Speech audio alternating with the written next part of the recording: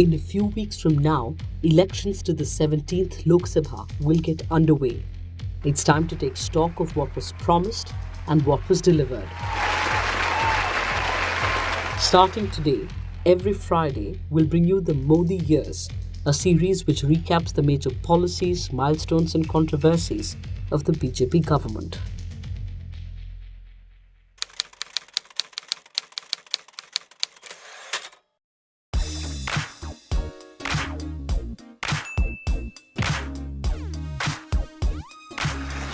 It's Friday, March 8th.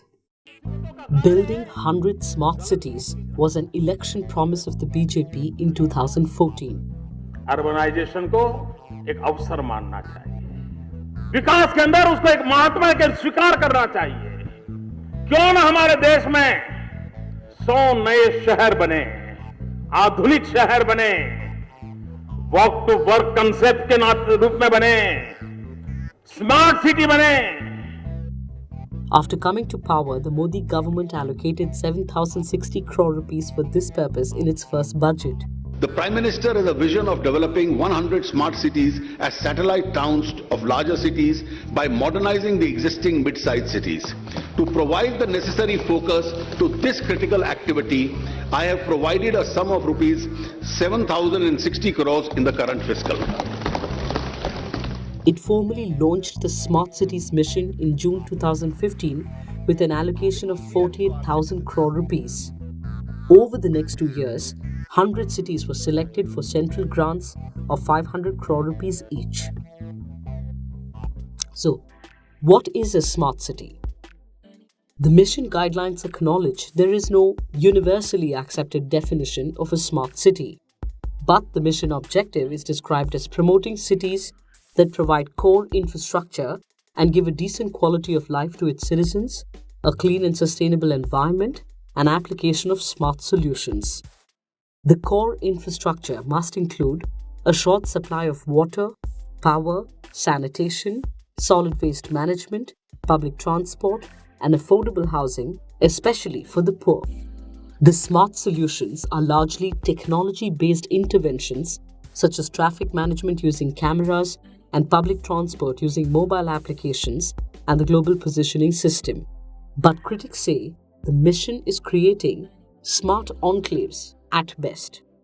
Analysis by the Center for Policy Research shows small slices of land benefiting small fractions of the population in the selected cities are set to claim 80% of the total funding under the Smart City mission. Analysis by the non-profit Housing and Land Rights Network shows many of the winning cities' proposals do not contain anything for marginalized sections and do not even mention affordable housing. 1 in 6 city residents, remember, lives in a slum. Progress in implementing the mission has been slow. Only 1.83% of the funds released by the government had been utilized till March 2018. How are smart city projects funded?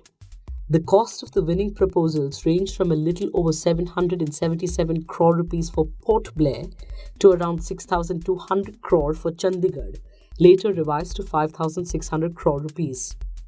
Each city gets 500 crore rupees of central funds matched equally by the state as seed funding. It must raise the rest of the money independently to implement its plans. The ministry's document on the financing of smart cities lists a number of ways a local body can raise funds: user charges, public-private partnerships, borrowing from financial bodies, municipal bonds, and convergence with other schemes.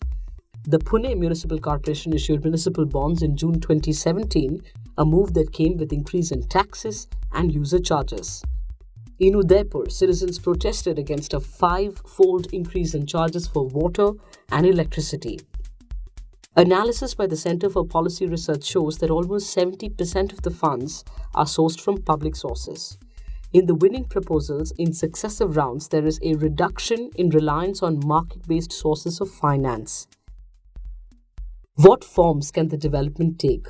Smart city development can take 2 main forms: area-based development, which is limited to small pockets of urban territory, and pan-city development, which extends to the entire city. Now, Area-based development can range from retrofitting, which is installing services and utilities within a pre-existing colony, or redevelopment, that is wholesale razing of existing development to rebuild, or greenfield projects, setting up of a smart area and a previously vacant one.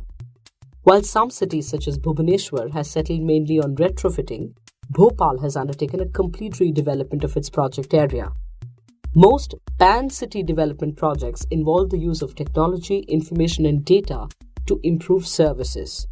In many cities, this is translated into mobile application-based GPS-enabled public transport and bike-sharing systems. According to the ministry's website, area-based development projects across the 100 cities are worth 1,64,204 crore rupees, while the pan-city ones amount to just 38,914 crore rupees. This is why the Housing and Land Rights Network has criticized the mission as the Smart Enclave scheme. What's the progress so far? Despite cities having some plans ready from even before they are selected, progress has been slow. Till February 2017, just 3% of the approved projects had been completed. By July 2018, this had gone up to 21.56% of approved projects. By December 2018, the number of completed projects had risen to close to 33%. Who runs smart cities? To implement the smart city projects, the winning city needs to set up a special purpose vehicle in the form of a company under the Companies Act 2013. Special purpose vehicles were also formed under the Jawaharlal Nehru Urban Renewal Mission, the UPA government scheme which was the precursor to the Smart Cities mission. Multiple companies were created for the implementation of specific projects, mostly infrastructure ones. Under the Smart Cities mission, however, only one company is formed to handle every type of project in a particular city. For example, the Bhopal Smart City Development Corporation will own and manage everything from roads, sanitation, housing and parking in certain areas of the city, which will no longer come under the purview of the Bhopal Municipal Corporation. Each company's board will have nominees of the Government of India, the state government and the municipal corporation. Private parties and financial institutions investing in the company can be members, provided the majority membership lies with the government. The special purpose vehicle does not require any elected representative. Urban development experts and activists say this creates a potential conflict with the municipal corporation, an elected body whose members are answerable to the public. The Smart City mission appears to bypass the democratic process. Persis Tarapurwala, a researcher currently pursuing her PhD on the subject, said, "In Bhopal, there has been friction between the Smart City Corporation and local politicians. In Pune, however, elected representatives have been included in the board. Activists fear that the functions of the municipality will slowly shift to the Smart City company, and the private members on the board would gain enough power to influence all aspects of governance." Who gets space in smart cities? The Housing and Land Rights Network studied the smart city proposals from a human rights perspective and found questionable approaches to migrant labor and the homeless. While some cities proposed to build shelters and low-cost accommodation, others advocated strict action against any forms of squatting and encroachment. The proposals lack concrete plans on how housing will be provided to the urban poor and the most marginalized individuals, groups and communities. On the ground, the project has led to evictions and displacement in several cities. Love your morning fix? Help support our journalism. Subscribe to Scroll Plus using the link in the description.